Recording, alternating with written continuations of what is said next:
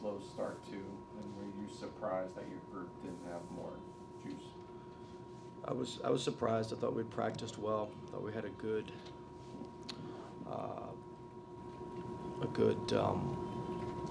routine this morning.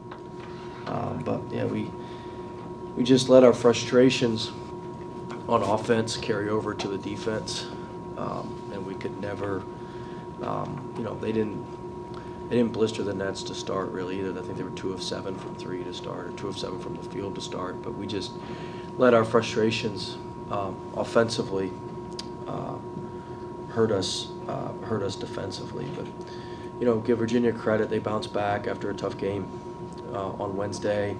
That's what you have to do in conference play, and we didn't have the consistency that we needed to start the game, and we really didn't have it against Wake Forest either. Wake Forest wasn't able to take advantage of those situations like Virginia was today, and so it's hard when you're playing behind. Give them credit; they had a lot of poise when we made our run and cut it to 8. I think they scored 5 straight baskets after that. So they had a lot of poise and were able to answer our runs, and we just are still learning, to have the proper poise and everything that we need in those situations. Coach, it's another career outing from the player on the opposition's team. Is it a closeout thing, or is it a switching 1 through 5 thing? What do you attribute to that? Well, the first half we weren't switching 1 through 5. We were keeping our bigs on their bigs to try to rebound. Yeah. So they were putting us in rotation, and that's how Lewis was able to get loose in rotation. He was the guy in the corner where they were throwing the hammer passes, and the second half we did switch, knowing that we were going to give up some rebounds. I thought a critical play was the free throw offensive rebound we gave up. I thought we were still kind of hanging in there, and keeping it close where we could make a run.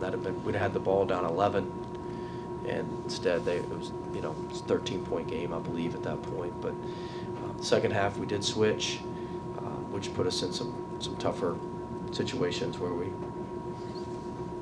had our big guys guarding Hall, was driving it and passing it and kicking it out to their guys. So just another guy who rose up and made some shots, and we've got to get a handle on that for sure.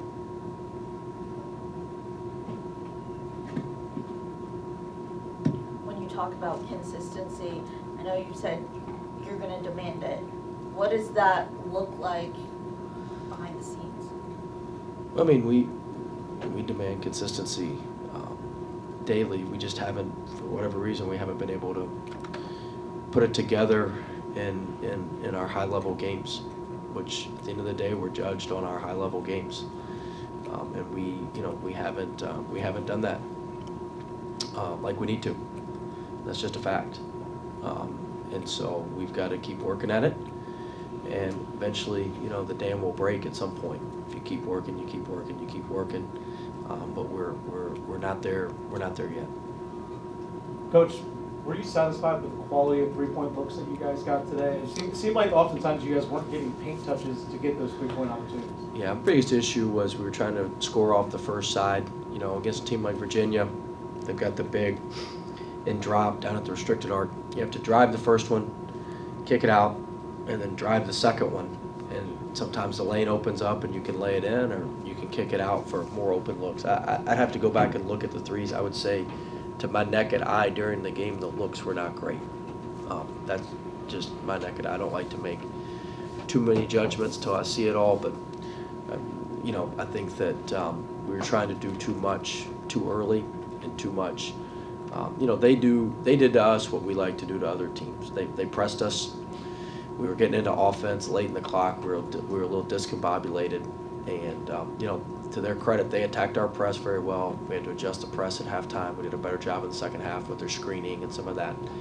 But they did a really good job against our press, and their press really slowed us down substantially. Did you have an update on Trey Holland? Yeah, the X-ray at halftime was negative, so that was a positive. But it's something with his ankle, foot. You know, it seems like it'll be okay, but you know, it seems like it. I say it'll be okay. I'm not saying he'll play Tuesday. I don't know, but I don't think it's anything that's going to be too long term. From what I know now, I don't. Well, you are going to quote me on that, but I don't take that as I'm not the athletic trainer. Is there anything to team building when you have 6 of the next 8 games on the road? Well, we'll see. I didn't know we had 6 of 8. I knew we had 4 out of 5. I hadn't looked that far ahead, but I mean, look, we've got to do better work on the road. Just got to play better. You know, that's all there is to it. We're not playing up to our capabilities, and that's my fault as the coach. But we've got better players in how we're playing, and we haven't been able to put it together. And you know, the road sometimes is a tricky place. Sometimes you can, to your point, you can really come together and be a great road team. Virginia's been very good on the road. They won here. They won at Texas. Like they've been good away from home. We've only been to Auburn, so we'll get a sense of over the next couple of weeks of how we are away from home. I'm going to try this in the most productive way possible. You were obviously answering my question the other day, but part of you was talking to Darian. So were you surprised today that that type of emotion didn't elicit more of an all-around type of contribution from Darian today? Yeah, and I mean, look, your question was a fair question. Your question was a very fair question last time. That was not directed at you. I understand that.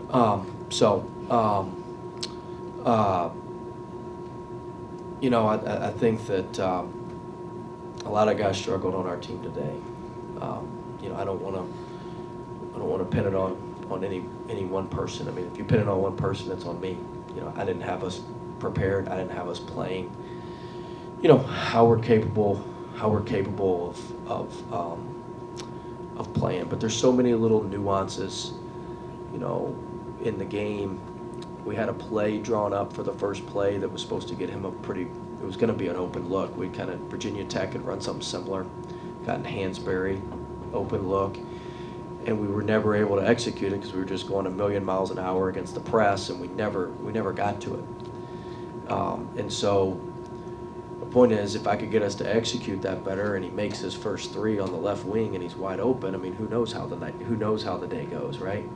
Maybe it's a totally different day, a totally different game. So I can only focus on us executing what we're supposed to do better and having better poise and not getting so sped up, not all of us, not getting so sped up, so we give ourselves the opportunity